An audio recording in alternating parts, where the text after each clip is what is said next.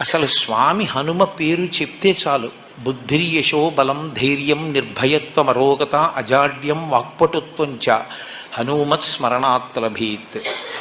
హనుమని స్మరించినంత మాత్రం చేత, హనుమకి నమస్కరించి హనుమని సేవించినంత మాత్రం చేత హనుమ యొక్క గొప్పతనం ఎక్కడుందంటే అజాడ్యం. ఆయనని సేవించినటువంటి వారికి జాడ్యము పోతుంది. జాడ్యము అంటే జడత్వము.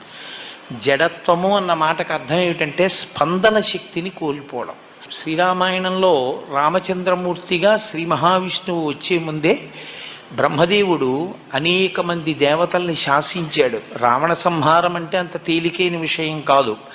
నరవానరముల చేత సంహరింపబడడు కనుక, ఆయన నరవానరముల చేత సంహరింపబడనని వరం అడగలేదు కనుక మీ అందరూ కూడా వానరాంశలలో వెళ్ళండి అన్నాడు. దేవతలందరూ వానరుల యొక్క అంశలలో వచ్చారు.